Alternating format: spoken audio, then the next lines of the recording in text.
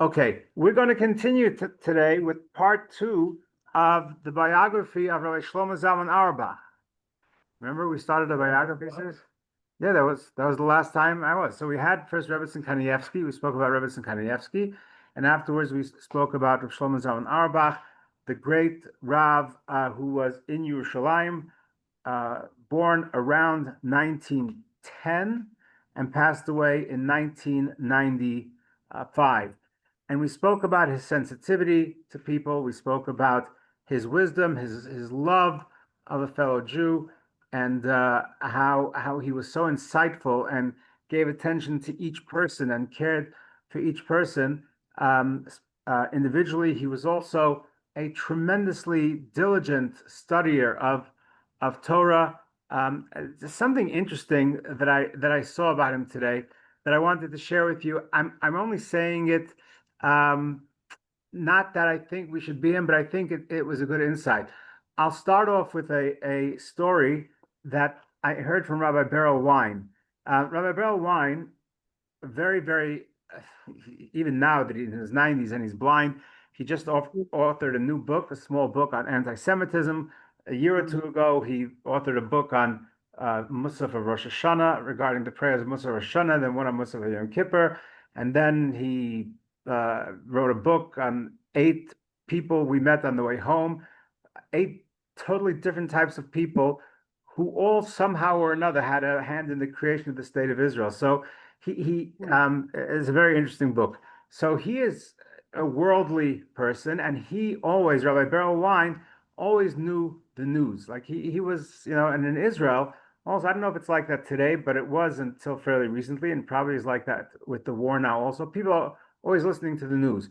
But unlike New York, where you have 3, I think you have WINS, WCBS, and then you have, I think, the Bloomberg station, where you have around-the-clock news. In Denver, you're lucky if you can get it on the hour. It wasn't even always like that you can get it on the hour. But in Israel, you have news on the hour, and some people, like every hour on the hour, they have to be there. And he was like that when he moved to Eretz Yisrael, and he was like it in America, although he shared, Rabbi Wein shared that he had an interesting experience when he, in the 1940s, when he was the youngest, he was born in Chicago, and Skokie is a suburb of Chicago. So today, with transportation and everything, it's just one extension of Chicago to Skokie. They're very close to each other. But back then, if he went to yeshiva in Skokie, and his parents lived in Chicago, it was a schlep. And they would send him when they could send, when somebody was going all the way from Chicago all the way to Skokie, they would send him Time and Newsweek. After they would read it, they would send him the Time and Newsweek magazine. So he said he usually got the news 2 weeks late, right? So he said a very interesting thing, and I took that very much to heart. And today it's certainly like that, with all the literally fake news that goes out there. Oftentimes, in my never to be humble opinion, news is more opinion than it is news, right? But he said that he learned something very interesting, because when news happens, all the pundits and the experts write about what they think this means, what it's going to mean for the world, how things are going to turn out, right? So, and those are the experts who are writing in Time and Newsweek. He said by the time he read the Newsweek 2 weeks later, he said more than 50% of what the experts wrote in their analysis was already proven wrong. And he learned this as a young teenager, because people forget. They read it, and I have that now. It doesn't matter. It's not Lashon Hara, it doesn't matter. A news site that I look up news of Eretz Yisrael, and they always have analysis of this is going to happen, and this is going to happen, and that's going to happen. I stopped using that news site. Like, I just want to see the news. I'm not interested in your opinion of what's going to happen or not going to happen, because they're usually wrong anyway. But people spend so much time on it. And Rabbi Wein said that when he was in his 80s, now he's kind of 90, he said that he had relatives in Eretz Yisrael who didn't, when he first moved there, Rabbi Wein first moved there 25 or so years ago, 30 years ago, he didn't understand how these Haredi Jews, he said, how could it be that they weren't interested in the news? And he didn't, don't you have to know what's happening in the world? And they said, look, if it's really important, we'll find out. And we know what's going on. We don't have to know all the details of all the nonsense that's going on in the world. It's not relevant to me. So he said, as he got older, he thought they were missing a few screws. Like, how can you not want to know the news? But he said, as he got older, he realized that they were right. And you don't have to know everything that goes on. So here, Rabbi Shlomo Zalman, he writes he said as follows, that during World War II, everybody wanted to find out the latest news and what was going on, right? So he hardly took notice.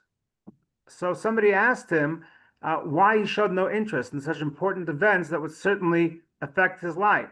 So in the book here, this is written in quotes. Obviously, it's not a quote. Unless they have it recorded, if it's in quotes, it means it's at least 30% correct. That's my analysis. He said, of course I'm interested, just like everyone else. But surely you know that what is touted as important news one day often turns out in a day or two to be meaningless. And all the talk and speculation surrounding it turns out to be nothing more than a waste of time. You ever think about that? That what is important one day, oh, I found that, what's going on. Like tomorrow, it's unimportant. Again, it's not like that with all news, but with a lot of news, it's like that. So it's enough for me to catch up on the news every few days and if it's really important, somebody will let me know. And I only spend a minute or two, trying to find out what's going on in the world because I am curious. He said, but this way I can go on learning with my time and I don't have to spend so much time during the day following the news, especially since October 7th. I find myself going to the computer so often trying to find out what's going on. And it's a Yetzer Hara. I acknowledge it because really you need to spend that much time. Like if you went on in the evening and in the morning, that wouldn't be enough. So I'm not saying we have to be Rabbi Shlomo Zalman. He was so diligent in his studies, and every second was so important to him. So he did it perhaps to an extreme that perhaps is not even within our ballpark. But I think we can learn something from that we don't have to spend so much time following the news. A lot of it is just speculation. B, some of it is unimportant for us to know. And C, if you hear it at the end of the day or in the middle of the day, unless there's some big thing that happened that you're finding out about, which you just can't hold yourself away, it takes up so much space in our mind. And it takes up so much time. And we think it's an obligation that we have to know. It's simply not true. I still want to know when the Mashiach is coming. Yeah, you'll find out. You'll find out. And if the Rockies win the World Series, you'll find out. Mashiach is going to come first.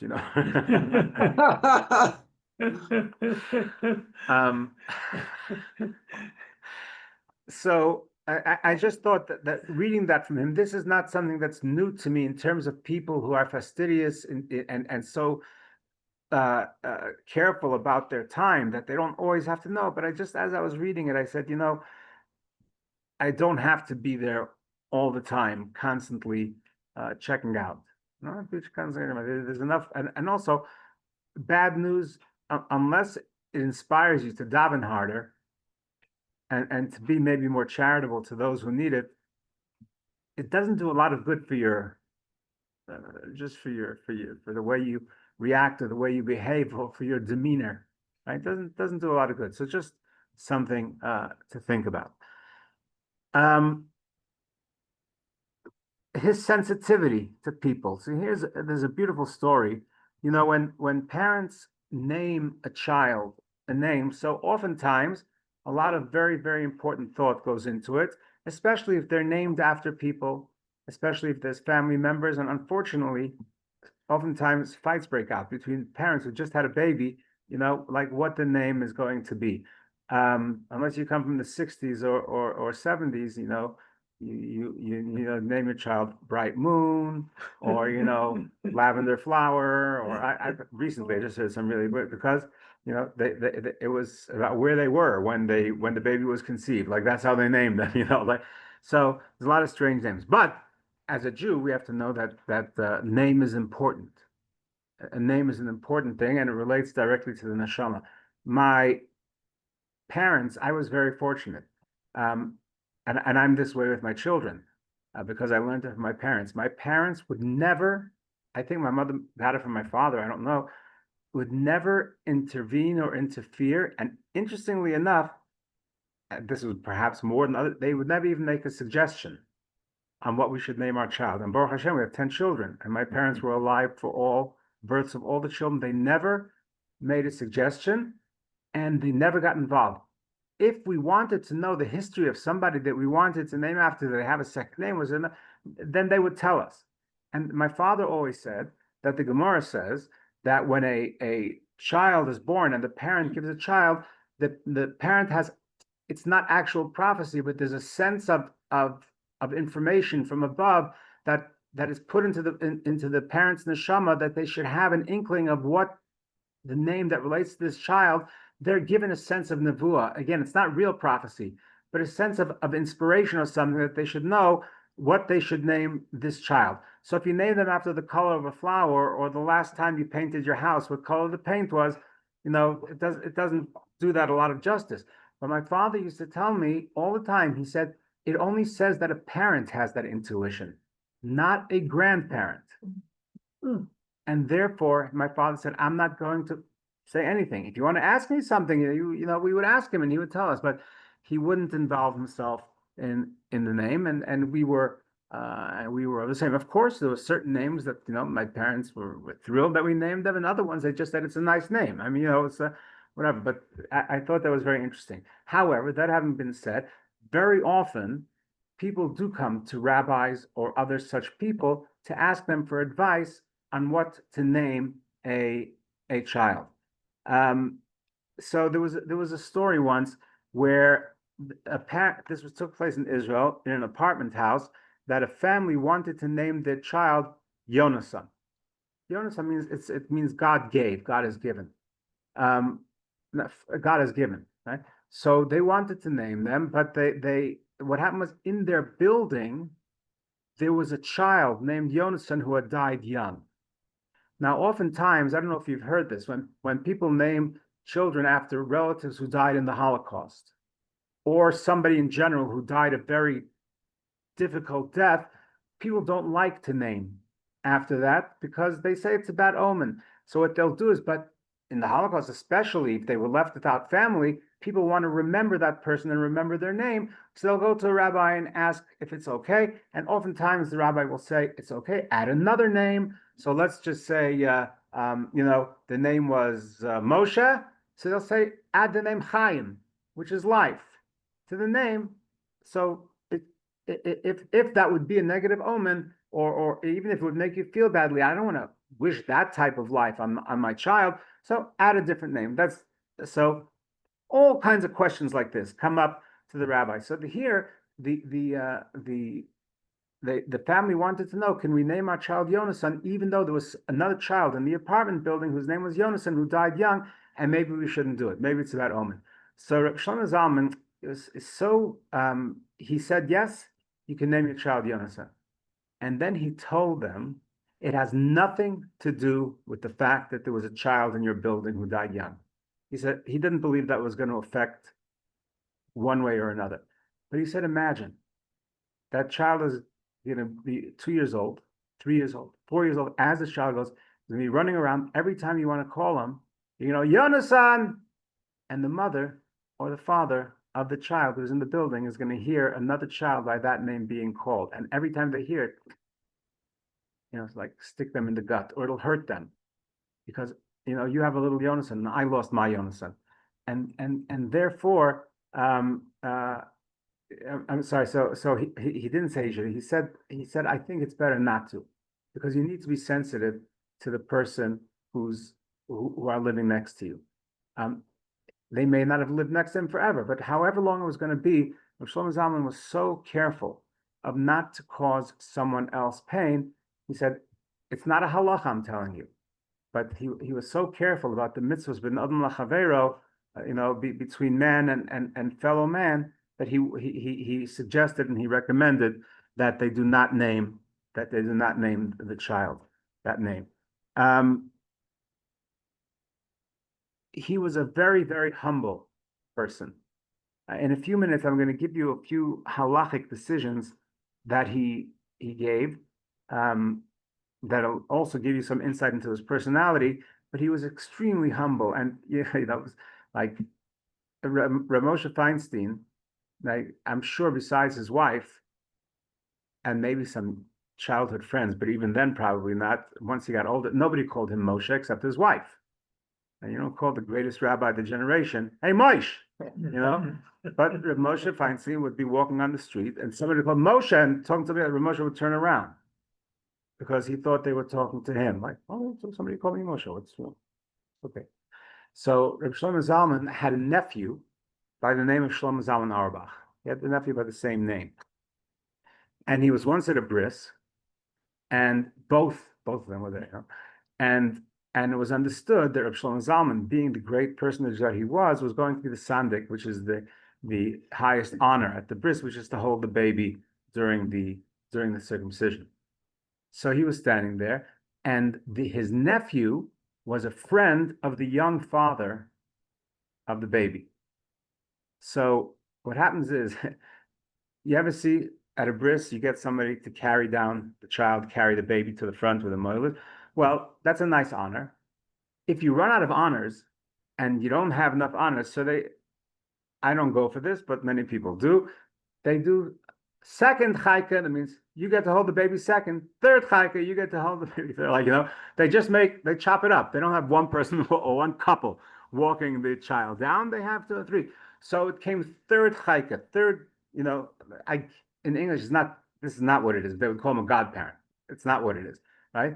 Not a very big honor, but he wanted to honor his friend.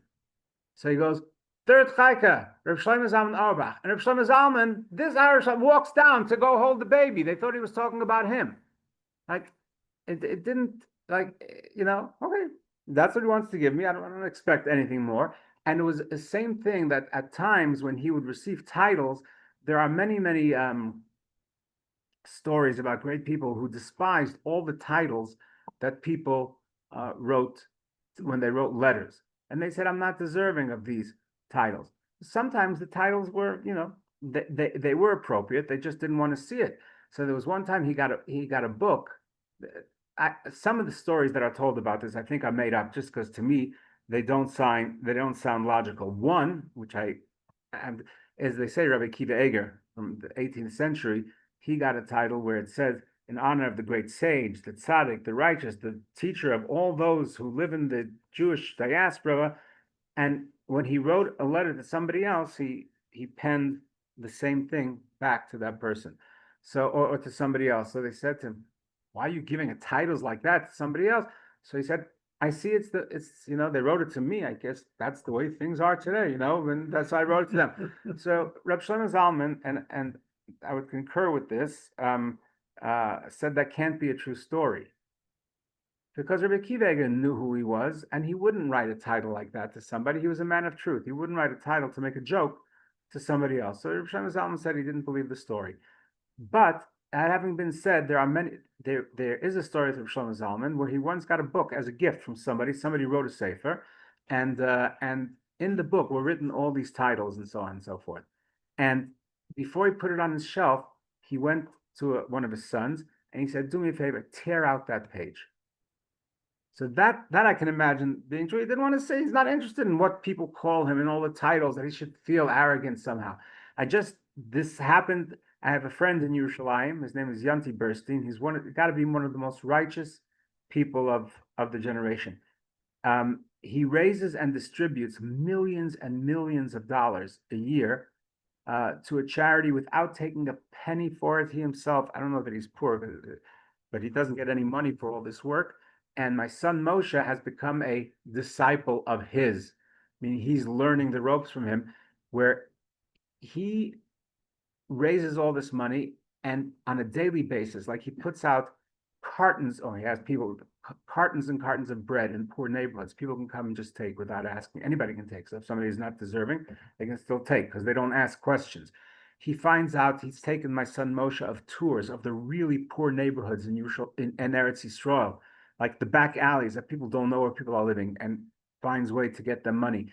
With 30 cities in Eretz Yisrael, he has gabbais, like Beatles, Sextons, who know what's going on in the neighborhood and know who's really needy, and he's in touch with them, so he knows who to distribute money to. So when we give to that tzedakah, I love giving there because because it's going 100%. There's a funny story actually. I once went to visit. He has a little headquarters where he has a few people working on computers and doing the bookkeeping and so on for him. Even that doesn't come out of the money that he collects. He has a few wealthy people who pay the salaries of the secretaries, so not one penny should come out of the money that we're giving. So I have a funny story because I'm in that list of donors because at one time I got money from somebody else and I gave it to the organization, and on the list it was about $400,000. It was a serious amount of money, right? That I gave over. So so my name appears next to the $400,000 because it came through me.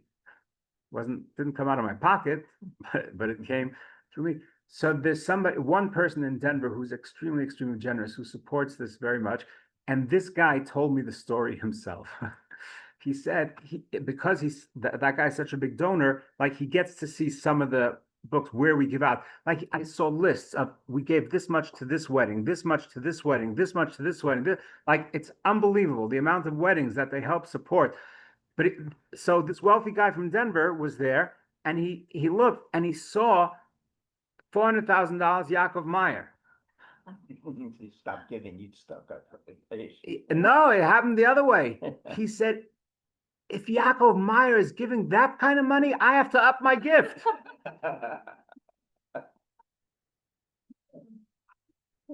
And yeah. When you're finished, I have a question about the names. Okay, let me just finish the story. So this guy just married off his first child. He has 8 or 9 children, and he just married off his first child. He's a guy, he must be in his high 40s now. He married off his first child. And everybody came to the wedding, because everybody, whether they're poor, he is known, it's Yanti Burstein. So they came to express their gratitude to him. So somebody who's a friend as a gift for the wedding, for the father, for Yanti, he made a book, 2 books actually, of letters of people writing their thank yous and how much they appreciate it and what they do for him. And he got this gift right before the wedding or at the wedding, I don't know. And he was given this gift. Yanti said he won't even open it up. He said, if my children want to look at it, that's fine. I will not even open it up. He didn't want it to get to him.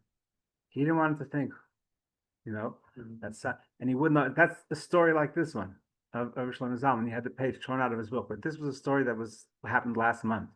And I was so moved by the story. This guy is so real, and it's really interesting. Yes. Go ahead. Do you want to know what your name is? So when my mother was dying, Yes. the ceremony changed her name. Oh, yeah. What's the derivation of that? Okay, so Robert is asking, when his mother was dying, did they actually change her name, or this is what he's talking about. It's something very different. It says that a person's mazel, whatever that means, I'm not going into mazel now, can be related to their name. So you'll see there's a prayer. I don't know if it's translated into English. They won't do it if somebody's on their deathbed. They'll do it if somebody is very ill. And what they say is, if death was decreed upon X, maybe it wasn't decreed upon X plus Y. Meaning, if they change the name, as I said, the name is related to the neshama, so they do a prayer and they add a name. Oftentimes, the name will be Chaya if it's a woman, right? Because it means life giver or life. Or other names for a man, they might add Chaim, they might add Refoel, they might add for a woman Bracha, which means blessing, or Baruch, which also means blessed. They might add that.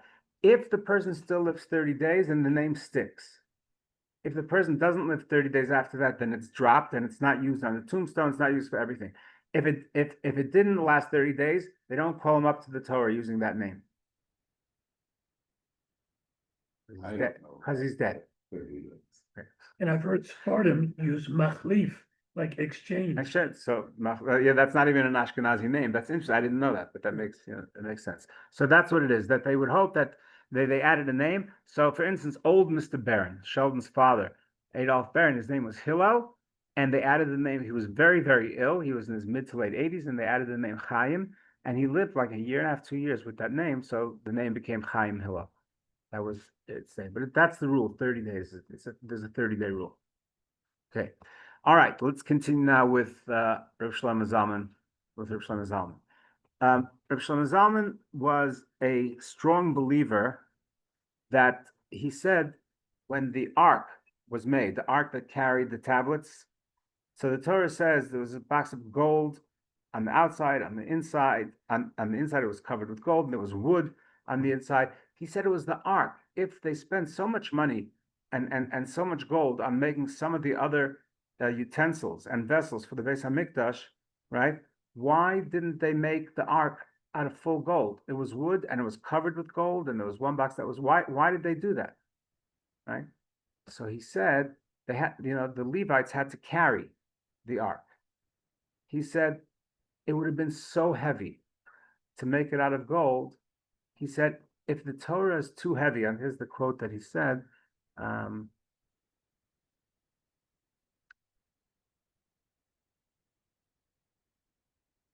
he said that it would have been too heavy and it would have been a burden on those who carry it.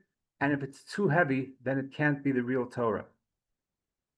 He said, if something is too heavy for a person, it's a sign that that's not Torah. My father-in-law once told me a parable about this, and with a fellow who was supposed to deliver a case of diamonds. It was sent to a train station, and he was supposed to deliver a case of diamonds, and to somebody who was in a hotel, he was waiting for his diamonds.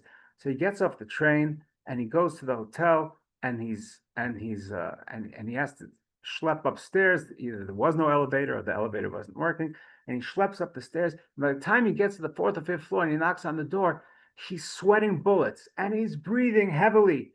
And the guy opens up the door, who's supposed to be the recipient, and he says, why are you sweating so much? He said, why am I sweating? He says, are you kidding? I had to carry this piece of luggage all the way from the train station and then up 4 flights of stairs. No, and it's so heavy. And the guy says, if that's heavy for you, you're not carrying diamonds. You're carrying something else. And they opened it up, and sure enough, it was filled with rocks. The guy took the wrong suitcase, right? So he said, this is what Rabbi Shlomo Zalman said, this is what my father-in-law also told me, if the Torah for you is so heavy and that you find it burdensome, then you're carrying the wrong Torah. That's not the Torah that God gave. Either it was explained to you wrong, you're doing it wrong, you don't know what you're doing, and there are times in life where you can't violate halacha, but there are times in life where sometimes there's a psak, a halachic decision that's rendered that not against halacha, but sometimes a more lenient decision is rendered because another type of decision can be too burdensome. So I'll just give you some examples of things that he said like that. He said the story of at a wedding.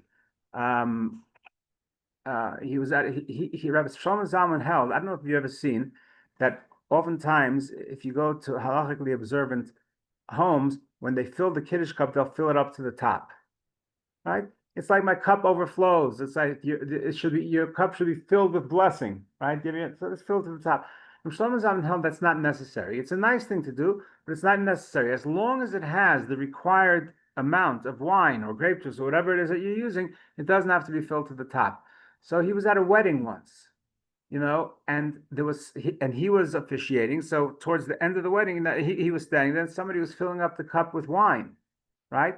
And he was filling it up to the top. Now, usually at weddings, it's a good idea to use white wine, not red wine, because the Kala's dress is usually white.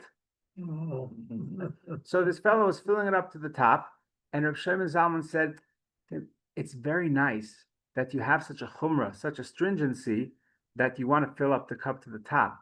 He said, but it's not very good practice in the mitzvahs between man and fellow man if you get the dress of the kala dirty. Don't fill it up to the top, right? I said not everybody would respond like that. Rabbi Shlomo Zalman was so in tune with these things, like under the chuppah, he told he told he told the guy not to fill up the cup. Also, there was one time somebody came out of the Soviet Union. I don't know if you know that a large percent of people who came out when the floodgates opened in the late 90s, in the late 80s, early 90s, and this caused a major problem in Israel, in America too, but even more so in Israel. Many of the people who came out were not Jewish. They saw the opportunity because the Jews were leaving en masse. So they saw the opportunity to leave. So they said they're Jewish. But then what happened was they came to Israel, and you had now Jews marrying non-Jews. And also, oftentimes, even in Russia, they married a Jew in order to be able to get out. And then when they came to Israel, they said they were married, they were Jewish. So this was a big problem in Israel. I don't know today, it's already 30 years later. I don't know how they resolved it. It was a big problem. But there was a fellow who came from Russia, and he said he was that he was Jewish, but there was a major question on really whether he was a Jew or not. And in the rabbinate itself, there were different opinions on whether he was or was not.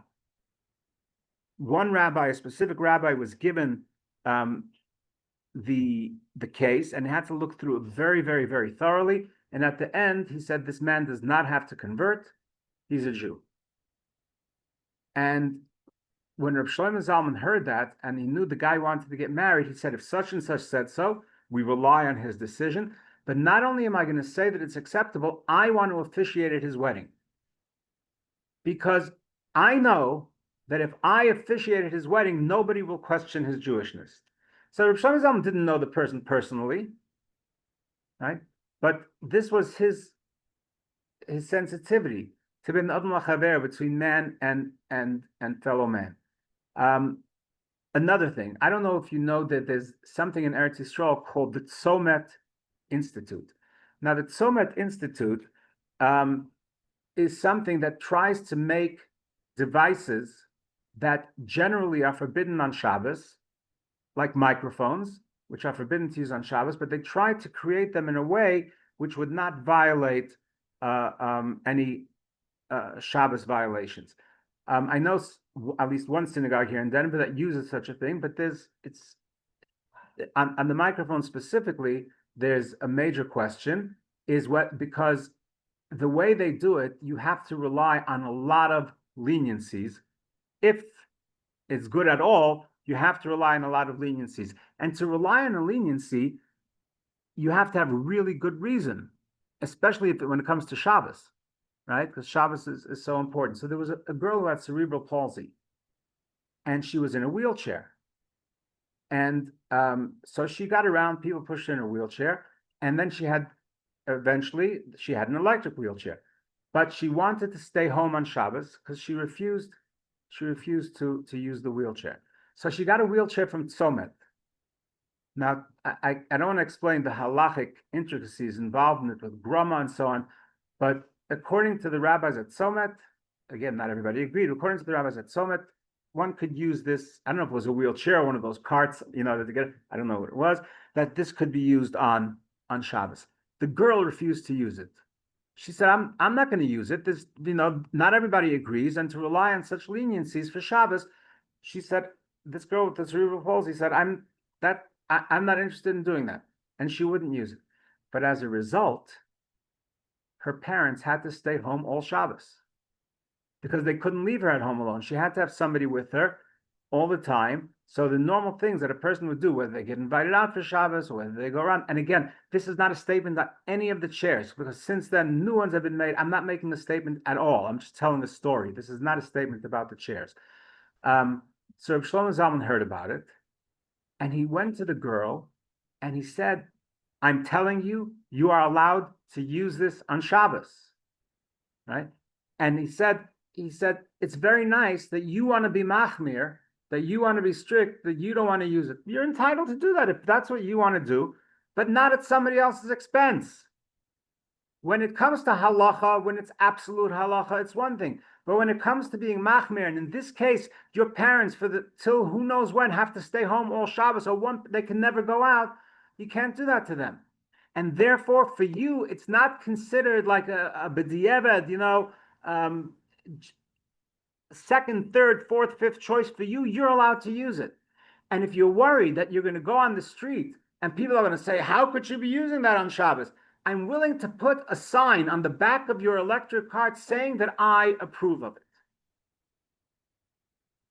Not very many rabbis would be willing to do that and put their reputation and their name on the line. So he knew who he was. As humble as he was, he knew who he was and what his status was and what his stature was. You know, you don't think Moshe Rabbeinu knew how great he was, right? But the Torah says about him, he was the most humble of all men on the face of the earth. So humility doesn't mean that you think you're a nothing. This is a very, very important lesson that we've spoken about many times. Humility means you know that all the gifts that you have and everything that you have and everything you've accomplished is a gift from God. If you start attributing it to yourself and you think, ooh, you're so, it's all about me, that's arrogance. And the more you think it's about, that's why the God says, that the Gemara says, that Hashem says, an arrogant person and I cannot live in the same world. To the extent that you think it's about you, you've pushed God out of the picture. If you're really arrogant, then God has no place in your life. So Rabbi Shlomo Zalman knew who he was. There was a story once, I don't know what the condition was, but there was a special needs boy who was very, very emotionally and mentally handicapped. And it came time that the family couldn't handle it anymore, and they had to send him to Yerushalayim, to a home that cared for these boys. And this is a well-known story with Rabbi Shlomo Zalman. And they sent him, I don't know how old he was, 11, 12, 13 at the time, that they finally knew that they couldn't keep him at home anymore. So they came to Rabbi Shlomo Zalman, and they said that, you know, we're trying to get our son, and he won't listen to us, and he refuses, and he's giving us a hard time. What do we do? So Rabbi Shlomo Zalman said to him, have you ever asked the boy what he thinks about the move? And they said, ask him. Look at this, you know, he doesn't know how to discern and decipher. He doesn't have that capacity. And even if he came up with a decision, it wouldn't be meaningful, because what does he know? So listen to what he said. Atem chotim banefesh hayeled. You're sinning against the soul of this child. How, you know, this child has lived at home and he's been with his family, and you want to uproot him, and you don't want to even take counsel with him? You don't even want him to have any say? You may have to do what you have to do anyway, but make him part of the conversation. Not that you're forcing such a thing about him. He said, call the boy in. So the parents went home, and he called the boy, and he said, my name is Shlomo Zalman Auerbach. I am the greatest halachic authority of the generation. Now, he may have been. There may have been somebody else, but he was up there. People recognize me as one of the greatest rabbis of the generation. Now, there's a place in Jerusalem that tends to the needs of children, and there's a problem there. There's nobody there to oversee, to make sure that they're doing religiously everything right, that they're doing the minyan right, they're doing that. I need a representative to make sure that things are done properly over there. And now I am giving you smicha, he said to this kid, I am conferring to you that you're going to be a rabbi, and every time you come home, I want you to report to me how things are going over there. You don't have to tell them what to do, but you have to report to me how things are going, because I need a representative over there. The boy's face lit up. It's shown. He was so happy. He was being given such an important job by the great Rabbi Shlomo Zalman Auerbach. It came to a point where even when the boy was supposed to go home for Shabbos, oftentimes, I don't want to go home. They need me here. I'm the overseeing rabbi. So not only that he came up with that idea of how to talk to the boy, and he was so sensitive to him. He came up with the idea, and that he told the parents, "Atem chotim banefesh hayeled." Right? Just because somebody's handicapped doesn't mean that, you know, they can't hear, they can't talk, they can't have an opinion, they can't, you know. You take that into account. You try. So another thing was here in this book, you see this picture that is over here. So that almost all pictures of him, unless he's teaching a class, or unless he's carrying a Sefer Torah, in which case he was in such awe, almost every picture he's smiling. He had this smile. The Gemara says, "L'ben shinai mechalav," that giving somebody a smile is even better than giving them milk. Now, the white of the teeth, Leven Shinaim, the Gemara learns out, and the Lavan Shinaim, the white of the teeth, Mecholav, it's even better than giving him something to eat.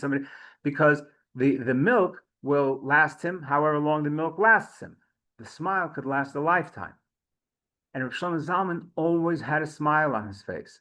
There was a story of a boy, a young boy. When Rabbi Shlomo Zalman would walk the streets, he would constantly follow Rabbi Shlomo Zalman around. He would follow him around. He wanted to see how he would act. He wanted to see how he would speak. He wanted to learn from the best. So one day, the boy's father came over to him and he said, my son really admires you and he loves you and he watches you. Maybe you could give him a blessing. So he was thinking that the father would say, may you become a great scholar, or you should give nachas to your parents. He turned to the father. He said, my blessing is that you should teach him how to smile. He doesn't smile. Right? So, there's no mitzvah in walking around as a sad sack. And there are people who are like that. They walk around as a sad sack. To be able to smile at someone is a tremendous, tremendous gift that we have to know that we all have the capability to give to people, to be able to smile at them and make them feel good. So when he died, today we know that Rabbi Ovadia Yosef had a funeral about 10 years ago, whatever it was. They say 800, 900,000 people. Chaim Kanievsky, they say 1 million people. I know the newspaper reporters were there counting each one. I don't know how they come, however they assess it. They were huge. But at the time, Rabbi Shlomo Zalman had, he was so beloved by religious and non-religious alike. He was so well known, like Chaim Kanievsky. But this we're talking about 30 years ago. So they wanted to run the funeral down the center streets of Jerusalem, where they would have more room and where more people could attend. And Teddy Kollek was the mayor, and he said, "No, we're not turning off the main artery in Jerusalem for a funeral. We're not doing that." So Menachem Porush, who was a member of the Knesset at the time, he called Yitzhak Rabin. Now Yitzhak Rabin, he wasn't. I don't think he was prime minister at the time, maybe defense minister, but he and he called him and he told him, and Yitzhak Rabin had known Rabbi Shlomo Zalman. He said, no need to say another word, considering it done. Rabbi Shlomo Zalman was an Ish Yerushalayim. He was a man of Yerushalayim. He was the man of Jerusalem. And no better person that should close down the streets of Yerushalayim for him. And he called up Teddy Kollek, and Rabbi Shlomo Zalman they closed down the main avenues in the streets, and they say close to 600,000 people came to Rabbi Shlomo Zalman's Levaya because he was so well loved.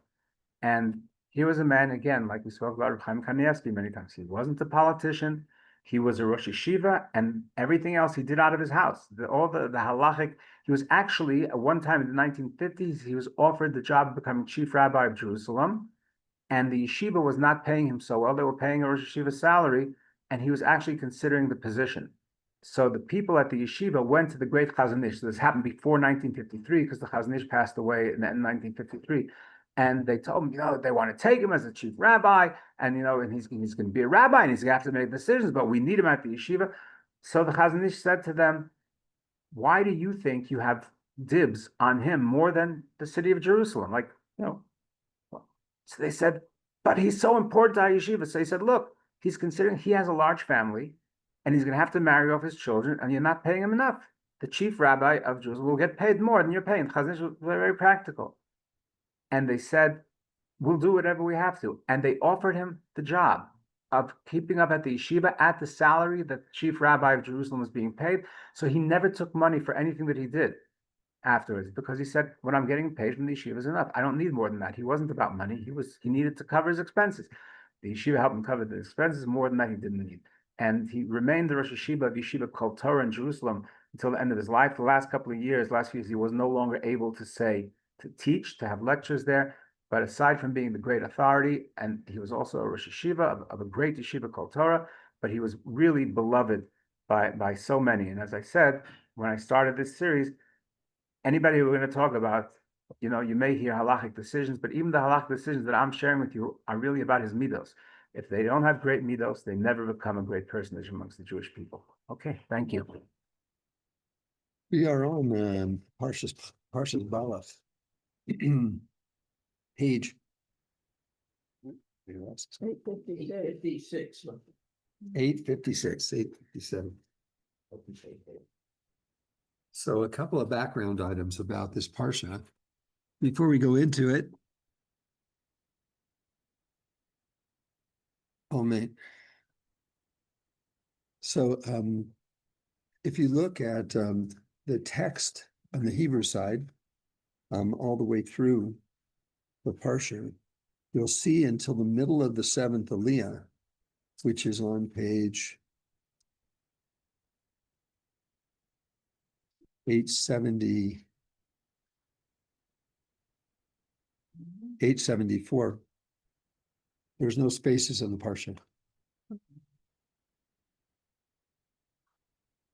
So it's a closed Parsha. It's one example of a type of closed Parsha. There's no spaces all the way until the third line on page 874, which is in the middle of the seventh Aliyah. Seventh Aliyah starts on the page before. And it's a very important, I think it's a very important thing to observe, to note, because during the whole time, from the very beginning of the Parsha until that point, the Jewish people are really not in the story. But it's all about us, but they're really not in the story at that point, because this is about Balak and Bilam trying to curse us. And we're sitting from the end of last week's Parsha on the banks of the Jordan River, across the river from Jericho, getting ready to go into Eretz Canaan and to conquer Eretz Canaan. And so as we sit there and we're just sitting there kind of without a real cognizance of what's going on, we don't know what's happening, Hashem is protecting us from everything, even though we don't realize it. And it's a real important lesson for us, because as we go through our lives, there are many, many things to be grateful for, most of which I would submit to you, at least using myself as an example, I take completely for granted. And so I don't, is somebody speaking or something? Someone's phone was on. Oh, I thought, okay. I thought it was my phone for a second. Somebody was trying to call me. But granted, they're the things that you don't even think about, that you made it through a green light and nobody ran the red light, right? That you're walking across the path and you didn't trip and fall, right? Just the things that don't happen, that you don't even think about. That's what the Jewish people were doing. They were sitting there, everything was just going as they thought, and all of these negative things were being attempted to be put upon them, and Hashem was protecting them from all of that.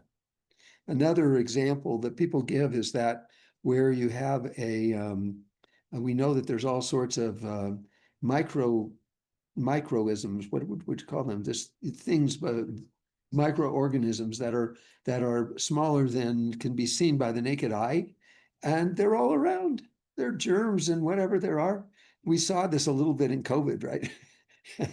but we take for granted that, we're not going to get sick. That these things are not, because Hashem is protecting us from all those things. We say in Psalm 91, which we say at funerals, and we say it a lot of times. We say it at funerals, and we said it a lot during COVID, and we say it on Shabbos and Pesukei Zimra. It's basically acknowledging that there are all these forces, thousands of forces on the right and thousands of forces on the left, and Hashem is protecting us from all of those things. And so it's really showing us that we need to be grateful for everything being okay, for like grateful for the things we don't really think about at all, right? Something nice happens, so, oh, Baruch Hashem, or, you realize that you were saved from something, right? So you make a bench gomel, right? Because you recover from an illness, or a person almost gets in an accident, he doesn't get in an accident, so he benches gomel. But it's happening all the time. Just thought it was because you came across the water. It's not only, it's when four things you mentioned, for the four things, either when you cross an ocean, when you cross a desert, when you get released from prison, and when you recover from an illness. So we have so many people from Mexico, and I always assume it's they're crossing the water, but maybe they're getting out of prison. So maybe I'll reach. Is it because they're crossing the water? Because they're crossing the land. When they come from Mexico, do they cross an ocean? No, no, But not don't an you ocean, have a to river. For some water. Rio Grande. Something. When you're Rio flying. Grande? Yeah. I don't think that's what we could. They all say it. They all say. Yeah, I it think it's here. because of crossing the land. I think it's because of flying across a long expanse, because you cross the desert. Because they're crossing the desert. They're crossing the desert. Well, yeah, if they're from Mexico, maybe that's true. Yeah, so. I'll look a little escape. Now. So that's one general category of Parshas Balak. Second thing about Parshas Balak, and I know you know this, we've talked about this a number of times. There are 6 parshas that are named after people. Only 6 out of 54 parshas. There's only 6 parshas that are named for people. Can you name them? Yeah. Sure you can. Sarah, Yeah, Pinchas, and Pinchas, okay. Yithro, Yisro, yes, yeah, yes, so. Who's the other one then? Korach. Which? Korah? Yeah. Can you think of another one? One in the very beginning, towards the very beginning. Noah. Yeah, right. Oh, Peanut gallery. came Good. next. So we can hear them now. Rabbi Meyer, I guess, turns them on mute. I don't know why. turned it on. Did you see that I had the picture of Rabbi Shlomo Zalman? I have a picture of Rabbi Shlomo Zalman Auerbach in my office, so I was showing it on the. He doesn't show. He doesn't show. Yeah. Yeah, Because we he's, can't- there's Did, only did you one- people on the screen that were on, did you see that picture Yeah, when I showed that? It's only computer. Did you guys see that? Oh, did you have it by your face or something? Oh, I flipped it around. Yeah, You know how you can flip it around? yeah. I don't know. Nobody's answering me. Yeah. So So, you know, let me just. you couldn't see it? You didn't see it? No. You can say this here, and like Sunday morning, when I heard what had happened in Texas and with these children at a camp, the first thing that came to my mind, oh, the Parsha that we just had on Shabbos, it was a hope. We can't understand why this happened. Very good. Yeah, exactly. I mean, I was just like, Yeah. wow, that's astonishing. Show you how many CEO disgusting of people a there are in this company, world who think they testified deserve that it. his company had seeded the clouds 2 days before in that area. Oh, I'm sure that's all nonsense. I'm No, sure that's no, that it- AI stuff. No, oh, really? I'm sure it is. Oh my You God. have. So let me check get back it. to the 6 Yeah. parshas. So the 6 parshas that are named for people, you think about them, they're opposite sides of 3 different character traits. So there's Noach and Chayasara. So what are the opposite sides of that? Who did Noach save? His family, And who did Sarah and Abraham save? that save everybody. The world, right? So they reached out. They were the original H of the Rockies, right? And they reached out. Where Noach, Snakes on the ark, of course, he must have had snakes. If they're here, then he had them on the ark. that's the reason we shouldn't like Noah. Wonder what he fed. But like, It's interesting. He couldn't have fed him rats because he only had 2. Right? But they had a lot of babies. Oh, they weren't allowed. They weren't allowed on the ark. They weren't allowed on the ark. So that's Noach and Chayasara. And then we have coming up next week is Parshas Pinchas. So we have Pinchas and Korach. They were both Levium. And Pinchas, by his act of selflessness, was made into a Kohen. He became a Kohen. 'Cause And he killed. He killed Cosby and Zimri. We'll see that at the end of this week's Parsha, Yeah. and the beginning of next week's Parsha. And then you have Korach, who was a Levi, who wanted to take over for Moshe and Aaron. He was selfish. So selfish and selflessness. And then you have our Parshas Balak and Yisro. They were both non-Jews who had different feelings about the Jewish people. Yisro loved the Jewish people. He was Moshe's father-in-law. His grandchildren ended up being in the Sanhedrin. He converted to Judaism. He loved the Jewish people.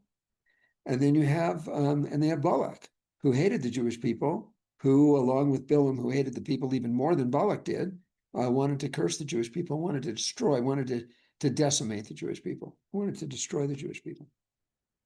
So the so this parsha really indicates that kind of hatred towards the Jewish people. The parsha itself makes Bilam sound like a fool. But Bilam was really quite not a fool.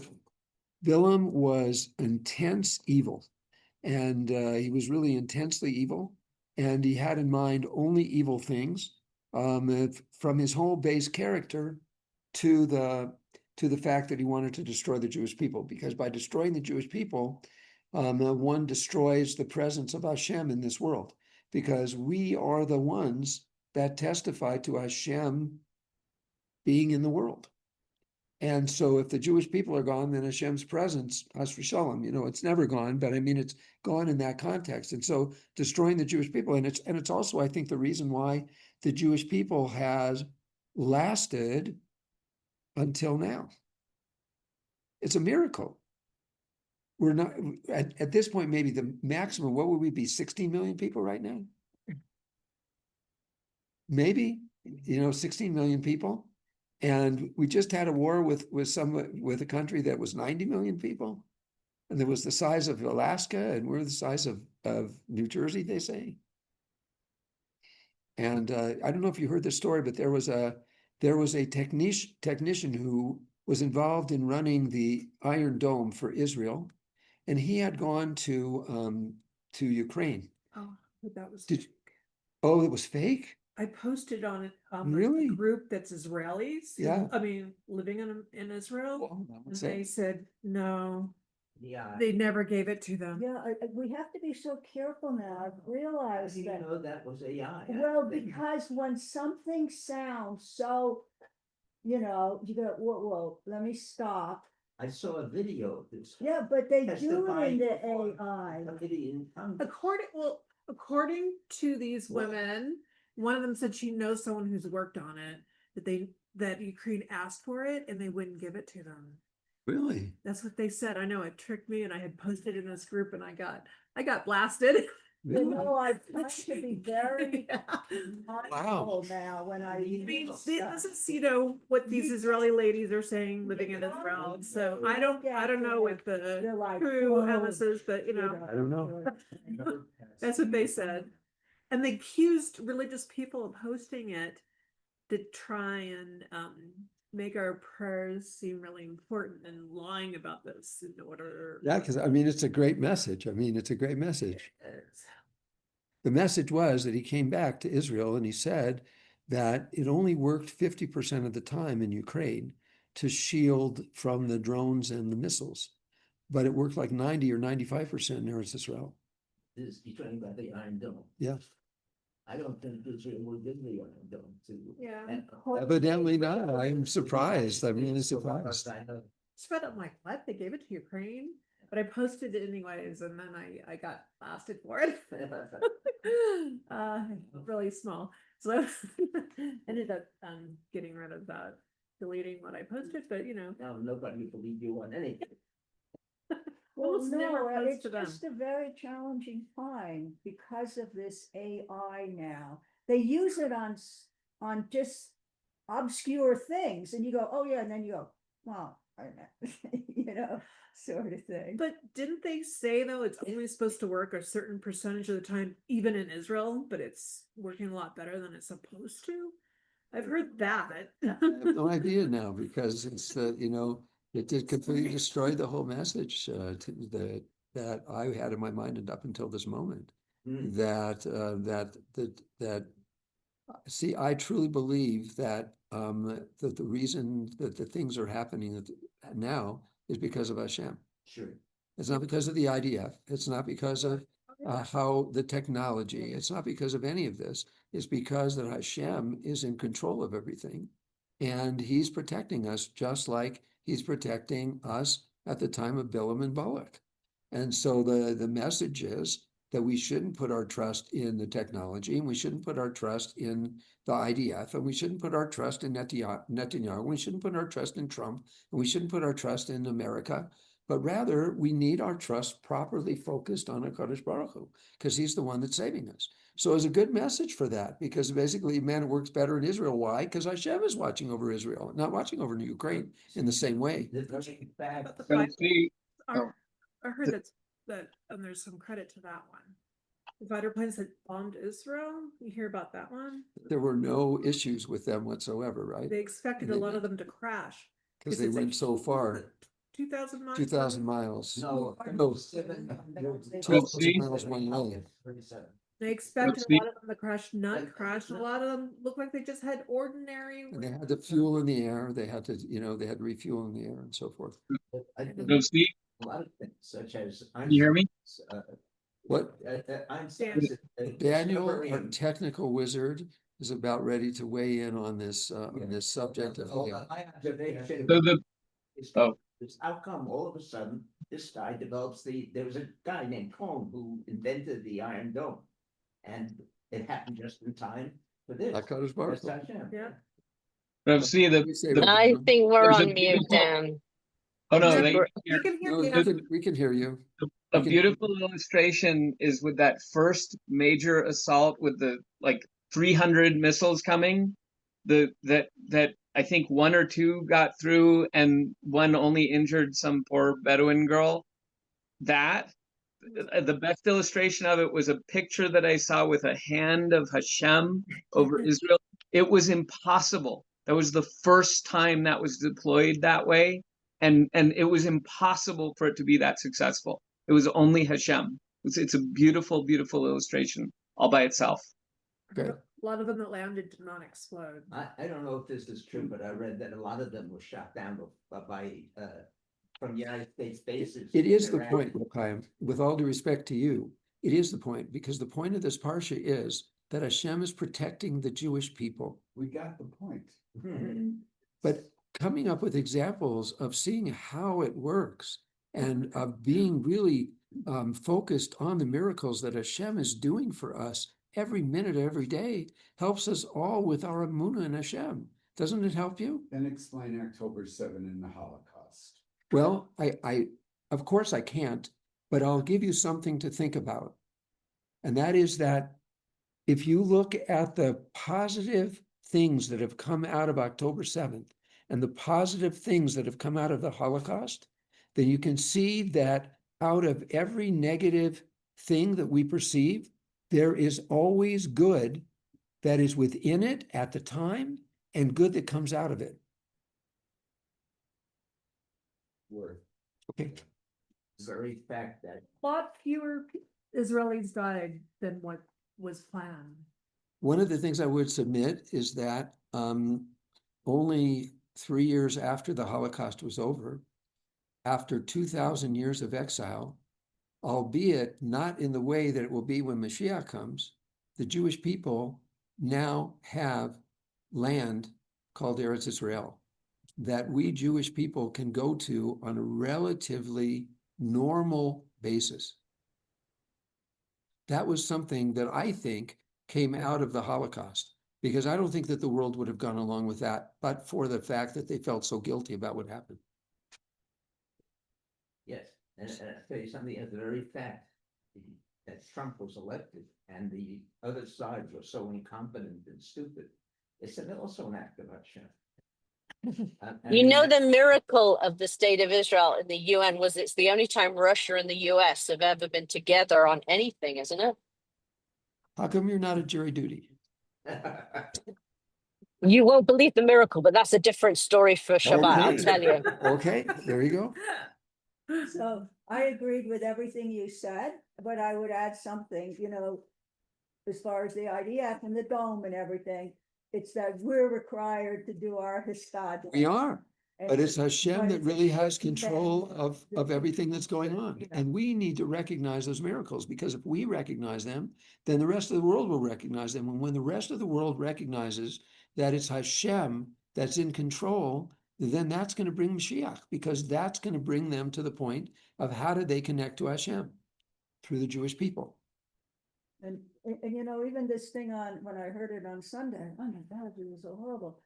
And so I totally, this is Hashem is in court, but what is the lesson? It's to be more mindful, to be of what we do and how we move. And one of those things for me was, okay, so when they tell you that the road has 27,000 accidents on it, maybe you don't put yourself in the mix, but it's to have a mindfulness when we hear these horrible things. We're always getting flood warnings out here too. I never would think that that would happen. Well, they had, You you know, know? I think it was 2013, wasn't it? But there was a big flash flood around Lyons, Colorado. And then in the 60s, there was the Big Thompson. Canyon. Yeah. What was that called? Big Thompson Canyon, the flood. Where I lived was underwater. Huge flash flood. Yeah. Okay, so now I'm going to go into something that that the Parsha goes into. First of all, we have to try to think about why is it that Hashem is speaking to Bilam? If Bilam's such a disgusting schmutzoid, It's also a Navi, right? that's the point. He is a Navi. Yeah. So why? Because he has to give to the non-Jewish also. So that when the non-Jews come to Hashem at the end of days and say, Hashem, you know, we would have accepted the Torah, we would have followed everything if you would have given us a Navi, if you would have given us a prophet. And Hashem says to them, I did. Yeah. I gave you Bilam. Now you have Bilam and you have Moshe. And so we see the finished products of each. And the finished products of each, schmutzoid and the greatest person in the world, right? So how is that fair? But the point is that each one of them they started off really at the same level, and they could have developed themselves as they did. And Bilam went his way and Moshe went his way. And by that, so Bilam did have Nevuah. Hashem spoke to Bilam. He speaks to Bilam in this Parsha. He speaks to him. That's huge. That's a huge thing. Because the nations of the world have to have the ability to have had prophecy. It unfortunately was misused and it went the wrong way. And he gave them prophecy to do whatever they wanted to do. It was basically anything you want. But basically they had that chance. So that's the response that's given for why Bilam is where he is. Now, what is so great about Bilam? It says in the Parsha, it says that he knew the mind of the Supreme One. And the Gemara goes through this a little bit. What do you mean that he knew? What do you mean that Bilam knew the mind of the Supreme One? Isn't it that there's a certain number of seconds each day where Hashem gets angry and you can break the spell then, or whatever you want to call it? That's right. So a couple of questions about that, a couple of things about that. First of all, Hashem gets angry. Hashem gets angry every day. It says in the pasuk, this is coming from Tehillim, and it says Hashem is angered every day, and so who can stand before his anger? So it's a very harsh moment. So when is that? How long does it last? So the Gemara brings a brisa, which is a Tanoic source, and says, how long does it last? It lasts a rega. You ever heard of a rega? A rega is a moment, right? In Eretz Israel, when they want you to wait, rega, right? Wait just a minute. 3 months. So a rega is a moment, and the Gemara then says, so how long is a moment? How long is a rega? Because that's the length of time that Hashem gets angry. So the brisa says it's 1/53,000th for 848th part of an hour. 1/53,848. 1 divided by 53,848. If you work that out into 60 minutes, you will come to, if the art scroll is right, if the art scroll note is right, to 1/16th of a second. So Tosfos asks a question, what can you possibly do? If Bilam's claim to fame was knowing this moment of anger, and then he would curse during that moment of anger, what kind of curse can you say in 1/16th of a second? So Tosfos has two answers. One answer is the word kolem. Kolem means to destroy. Chof lamed mem. It means to destroy. You can say kolem in a rega. Rega, kolem, both 3 letters. Rega, kolem. You can say that in the time that it takes. And that means to be completely obliterated. And what does Hashem do to Bilam's curses, attempted curses. But He turns them into blessings. So when you turn the word kolem around, what do you get? Mem lamed chaf, melech, king. It's a little bit deeper. Rabbi Michal Twersky, who's the rabbi in Milwaukee, he's emeritus now, but he must be in his 90s. But in Milwaukee, the Twerskys in Milwaukee. So he said that if you look at the letters of Kolem and Melech, so they're reversed, right? Kolem is Chaf Lamed Mem, and Melech is Mem Lamed Chaf, just the reverse of each other. The Chaf stands for Koved. Koved is the liver. So the liver is part of the innards, right? It's part of the lower part of the body. It's the part where the physical sensations are. That's where the physical drives come from, okay? So that's the Chaf. The Lamed is for Lev, which is Wow. heart, which is the emotion. We'll say it's the emotion. And the Mem is for Moach. Moach is brain, which is the brain, the Seichel. So what Bilam was trying to do with Kolem, by saying the word Kolem, was trying to say to the Jewish people, they should be led after their physical desires, which will then take along their emotions, which will then take along their intellect. And that will drive them to destruction, which is what he attempts to do at the end of the Parsha. You're supposed to lead with your Seichel. And that will then take your emotions along, which in turn, hopefully, will take along your physical desires and keep them in check. And so that's the Melech. So that's one answer that Tosfos gives for what you could say in Rega. There's another answer that we get a halacha from, and that is that as long as you begin the curse within the time that it says that it takes to say Rega, within that time, so then you can say, as long as you begin it during that time, you can say whatever you want to say after that, as long as it's connected by what they call Tocha de Dibor. Tocha de Dibor is the time that it says that it takes to say Sholem Alecha Rebbe. Sholem Alecha Rebbe or Sholem Alecha Rebbe Umori. That, whatever that is, 3 seconds, 4 seconds, as long as you don't break any more than that in between, you can say as long as you want, as long as you start during that time. We get a halacha from that.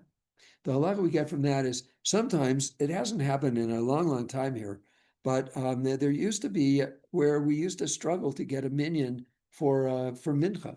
We'd struggle to get a minyan for mincha, and so we'd wait. So you can wait for a certain amount of minutes after Shkia. Different opinions about how long, but then the halacha is that as long as you start mincha within that time, then even if you finish it later, then it's still considered as if it was davened in the proper time. It's very much b'diavad. It's very much after the fact, right? You don't want to do it that way if you don't have to. You want rather everybody to be on time, or early, even better. And that's the way it is around here now. Now we've had very, really no problems getting minchas on time nowadays. Baruch Hashem. Okay, so See? Yep. Don't we also learn something that if you say something, you have that 3-second span to take it back? Yes. And then But if that's you on the Batoka de Dibor, but that's not on this concept of Rega, of starting something within the time. oh, okay. But the Toka de Dibor, that's the time that it takes to say Sholem Alecha Rebbe or Sholem Alecha Rebbe Mori, that if you say something wrong, you can retract it and then fix it within that time. It's a little different concept that I was trying to make with Daniel. Okay, but okay. What's the matter? Well, I just didn't know, I mean, it's just weird. What's weird? The finger keeps popping up on the screen. It looks like a finger. What? On this side, you can't. Never mind. Never mind. Never Never mind. mind. Okay. no. Okay. I've gotten in trouble. Okay. Then so that's that's the concept of Rega. So then the Gemara says, it says in the Pasuk that regarding Bilam, it says He's one who knows the mind of the Supreme One, right? That's in chapter 24, pasuk 16. It's later on in the parsha. He's talking about Balak. No, it's talking about Bilam. No, I mean, maybe he knows the mind of the Supreme One. For him, the Supreme One is Balak, not Hashem. Well, no, he means Hashem. He means Hashem. The words of the one who hears the sayings of God, right? This is in pasuk 16. Neum shemeach imre kel, which is God, v'yodeach das elyon, and knows the mind of the Supreme One. Mechazeh shakai yechzeh nofel ugelui enayim, who sees the vision of Shakai, which is also a name of Hashem, while fallen and with uncovered eyes. So it's a praise of Bilam being able to see something. So the Gemara says it's inconceivable. Inconceivable that Bilam did not even know what was on his animal's mind, let alone what's on Hashem's mind. So what does it mean that he didn't know what's on his animal's mind? What do you mean by that? No, he hit the Donkey could see Hashem in the way. Exactly. Yeah. Exactly right. So now, but it goes even deeper than that because they have a conversation. Now the Gemara fills in the blank of the conversation. Relationship with Bilam and his donkey, correct? Correct. Yeah. So the Gemara tells us. Donkey once spoke to me. I got the message. I'll tell you the story. Let's see. So the Moabite emissaries who came to get Bilam at the beginning of the Parsha, the Moabite emissaries. So when Bilam asked Hashem, Hashem said no. And then he said, well, stay another night and I'll see what Hashem says again. And then, because when you want to do something wrong, right? So a lot of times, probably none of you know this, but I can tell you from my past experience. So then you just work on different ways around it, right? You do workarounds. So Bilam was trying to do a workaround because he really wanted to go and curse the Jewish people, but Hashem said no. So then he figured out but they're insisting that I go, so I need to go. So Hashem said, okay, so go, but don't say anything. Then he's going to go. Now he's going to say anything. Well, if you say anything, I'm going to turn it around into a bracha. So that's basically what happens. But Bilam maneuvers in a way to avoid the restrictions that are set by Hashem. Because what did Bilam agree at all? Was it for the money? Oh, absolutely. A house full of money. A house full of money. That's what it says in the end of the parsha. He wanted to get the money and that purse. And he also hated the Jewish people. It was like Haman and Achashverosh, that they both hated Hashem. Hashem, but they both hated the Jewish people, and they both wanted to destroy the Jewish people.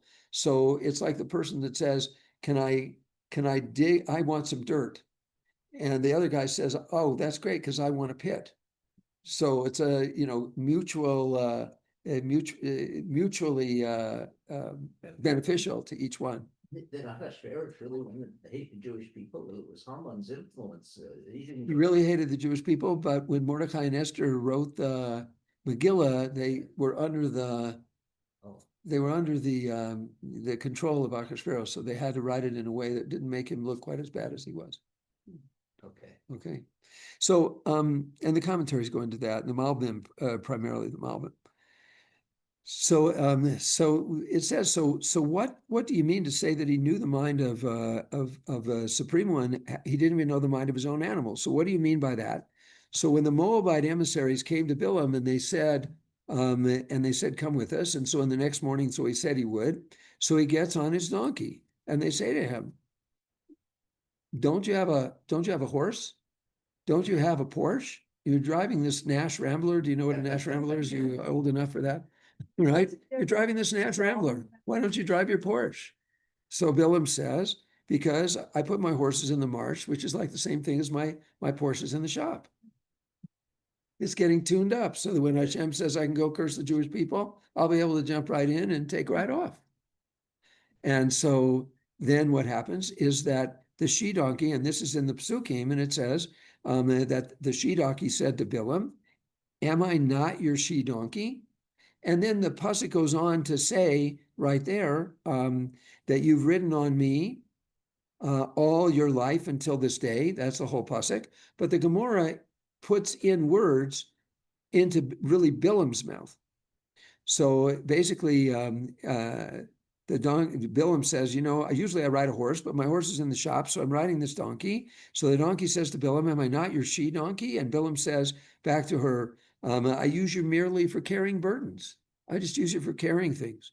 So the she donkey says back to him, the next part of the pasuk, which says that you have ridden on me, contradicting Bilam, because Bilam said only for carrying burdens. He says, no, you've ridden on me.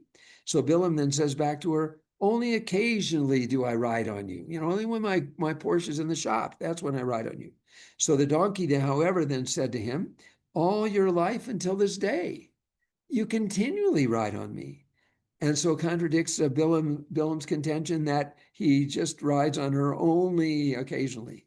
And not only that, but the donkey continues and says, and this is the Gemara, but I furnish you with riding by day and marital acts at night.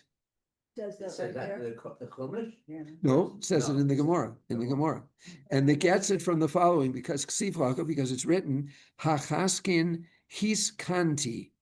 So it uses a language when it says, have I been accustomed to do such a thing to you? The donkey says, have I ever been accustomed, to run into the fences on each side and, squat down? Have I ever been accustomed to do that? But it uses the term haskein hiskanti.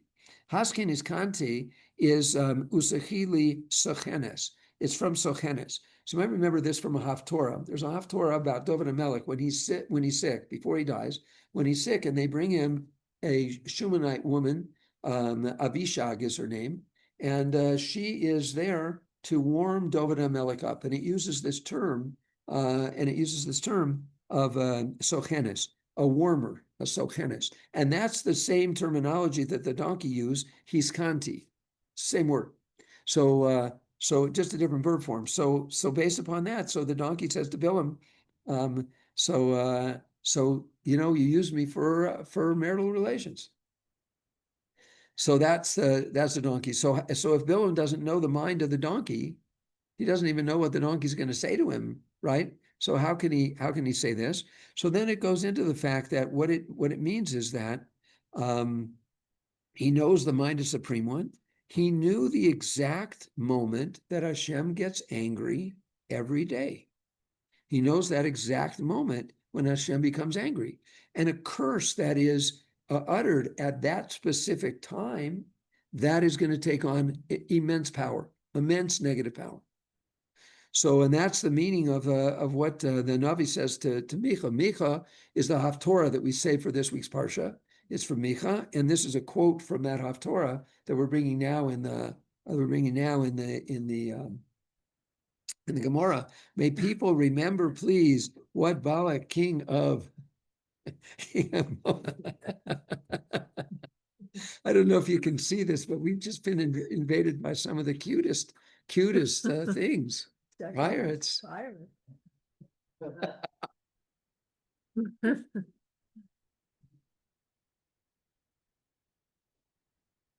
So my people, and so this is what it says in the Haftorah. My people, remember, please, what Balak, king of Moab, plotted, and what Bilam, son of Beor, answered him. Remember the period from Shittim to Gilgal, so that you may realize the benevolences of Hashem. In other words, in the Haftorah, it tells us specifically what we need to get out of this Parsha. And that is, you can see what's happening in this Parsha, that Hashem is protecting us from these curses of Bilam, turning them into brachas, and protecting the Jewish people, even though we have no idea what's going on. And it says, take note, it says, remember, my people, remember what Balak, king of Moab, plotted, and what Bilam, son of Beor, answered him, and remember the period from Shittim to Gilgal, so that you may realize the benevolences of Hashem. The benevolences of Hashem, which is what I said at the beginning of talking about this being a closed Parsha, that we don't really know what's going on in this Parsha, but we know that Hashem is protecting us even from the things that we don't have any clue about at all. So This is like when Grand Central Station. Class is very popular today. Drop-ins. Right? It's trying to see if they. I mean, Hashem is trying to see if I they think can you knock should double my people salary. came. I think you should double my salary. Doing great. Okay. So, so basically, so then the Gemara speaks about this, and the Gemara says, so the Holy One, blessed be He, said to Israel, my nation, observe how many benevolences I performed for you, in that I didn't become angry in the days of the wicked Bilam. Hashem did not become angry in those 3 days when Bilam attempted to curse us, because it says, for had I become angry with you, no remnant whatsoever would have remained from the enemies of Israel, which is a euphemism for the Jewish people. Gemara just doesn't speak about it. Why couldn't he get angry at them? Why Pardon? would his anger be directed at us? Because Bilam is directing it through the curse. So since Bilam is directing it through the curse and focusing on the defects of the Jewish people, focusing on the short points, the lackings of the Jewish people, so that would have taken hold and the Jewish people would have been completely obliterated. Had Hashem gotten angry in that moment, because Bilam knew when that moment was, and Bilam attempted to curse at that moment, Hashem did 2 things. One, he didn't get angry, and secondly, he turns Bilam's curses into blessings. So all of this occurred within 3 days? 3 days. This was 3 different days, 3 days. And it was all at the same time, same time of the day, which I'll tell you what time that was, just in case you want to look for that moment of anger sometime. Astounding. Yeah. So, so the meaning is that the Bilam said to Balak, how can I curse? God is not cursed. And how can I anger? Hashem has not become angry. So that was Bilam, because Balak got furious at Bilam for not cursing the Jewish people. Why are you blessing them? So he says, how can I curse if Hashem hasn't cursed? And how can I be angry? How can I direct anger if Hashem has been angry? So Hashem has not been angry. And it says in the Haftorah that Hashem was not angry for those 3 days.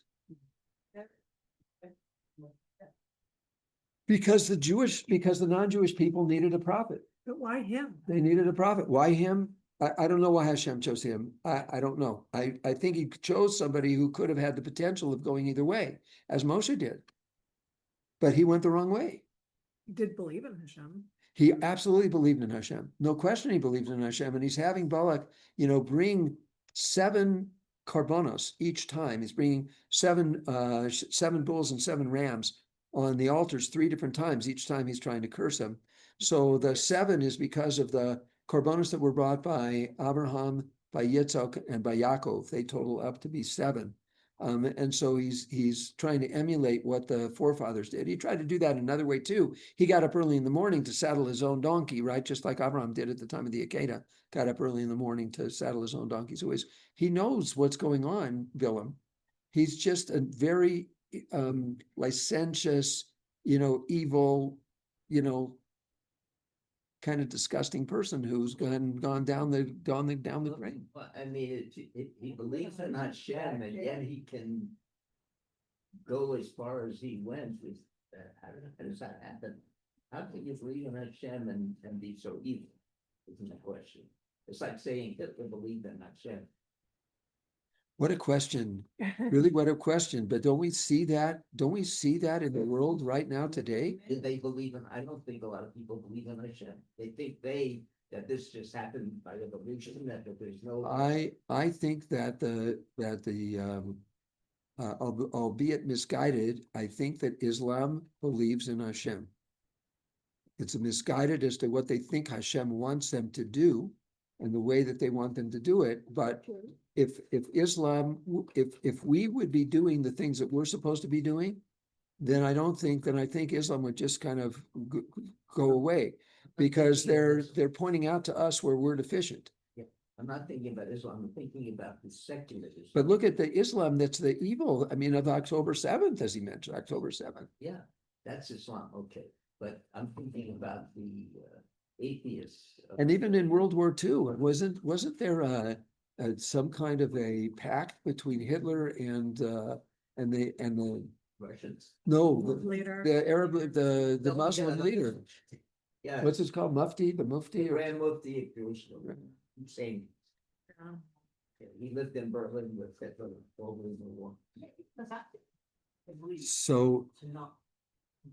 So, so that, anyway, so what's happening is that Hashem is not being angry during this time. Otherwise, if he would have been, then Bilam would have been effective.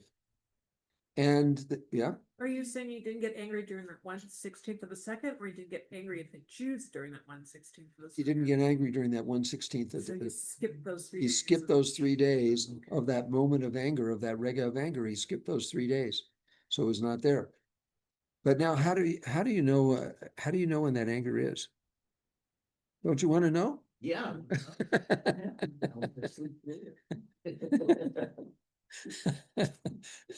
So how do you know when that moment of anger is? So I'm going to find you an answer here.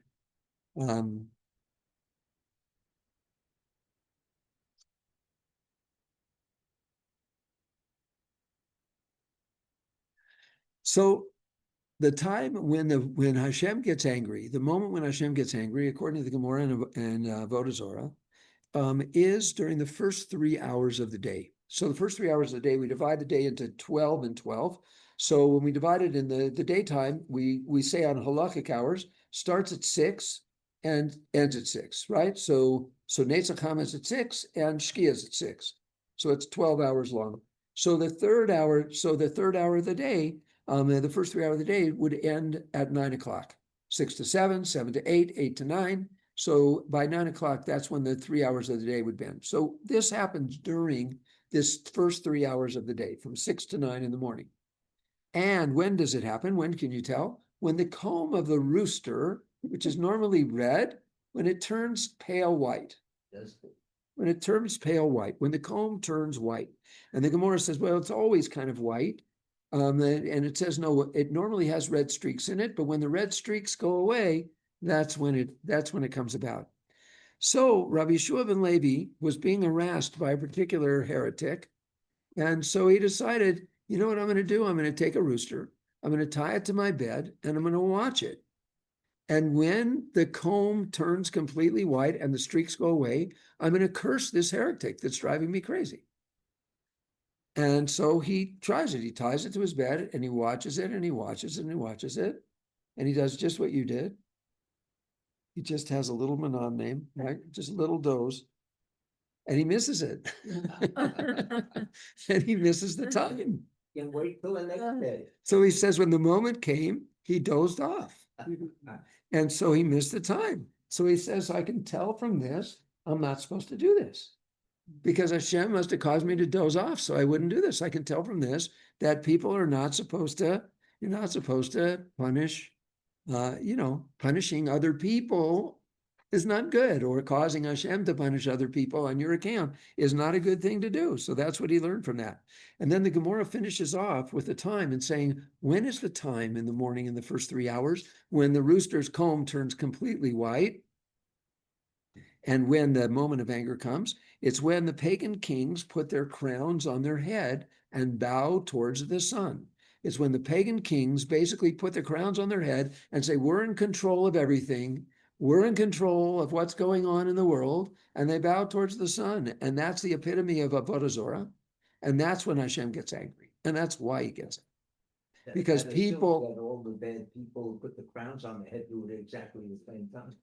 Well, there's probably a time. it when they does, do it They do does, it it does. And not coincidentally, it probably happens right at that moment. Just like the moment that the comb of the rooster turns white. And that's the time when there's a curse. Day begins at sunset. So why do you say 6 in the morning rather than 6 in the evening? I'm just trying to explain to you when it says 6 hours of the day, right? 3 hours of the day. So of the day means from 6 to 6, right? You can say that the day Tuesday begins at 6 in the evening, right? And then night goes around and it goes until 6 of the evening the next day. But that's not what we're talking about. We're talking about the hours of the day, the hours of daylight, the end of the 3rd hour of daylight, which is the time, by the way, that we need to say Shema, right? The Shema of the morning has to be finished by the time of the end of the 3rd hour of the morning. So now it's a little bit after 9, it's about 9:17 or something, I don't know, sometime around that. And so we work at that on Shabbos, now that we moved the davening to 8:30 instead of 8:35, so we don't have really an issue about making Shema in time on Shabbos mornings.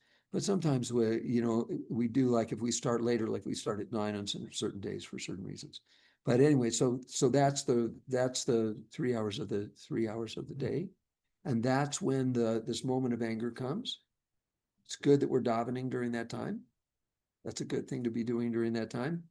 And that's when chakras generally is. Chakras you have until actually the 4th hour of the day, but to say Shema, so Shema has to be said by the 3rd hour of the day. Now, one last thing on this issue.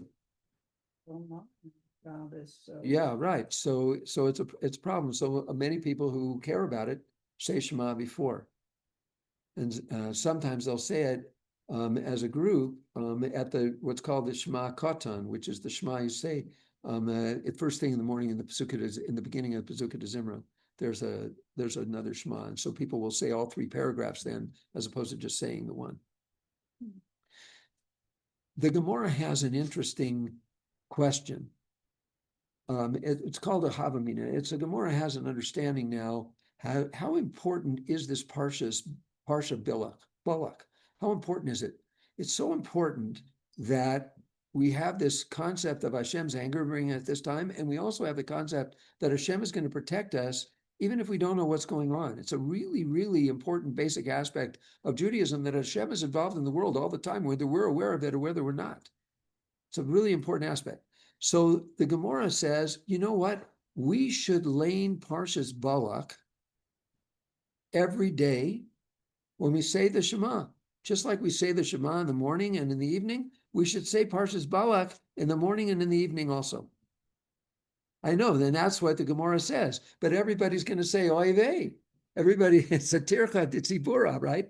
It's a troubling for the tzibur, because davening is going to take too long. Who's going to want to go to davening? It takes 3 hours, who wants to go to davening then? So the Gemara concludes, so we won't say it because of that reason. But the Havamina is still a good question. We should say it, because it should be something that's really basic to us, as the Shema is basic to us. The Shema, when we say the Shema, we take on the Ol Malchus Shemayim, we take on the yoke of heaven. When we say the Ve'ohavta, we take it on with love. When we say the V'hoya im Shema, we take on the yoke of the mitzvahs. And then when we say the Ve'omar, which is about tzitzis, which is all of the mitzvahs of the Torah, represented by tzitzis, and Yetzias Mitzrayim, because we go back every single day and every single night to remember our leaving of Egypt, because that's our main beginning as Jewish people, is when we were taken out of Egypt. So that's the concept here. Last part of this shir is the last aliyah, the 7th aliyah, where the space is. What happens after the space? Because the whole parsha up until that point in time is a closed parsha.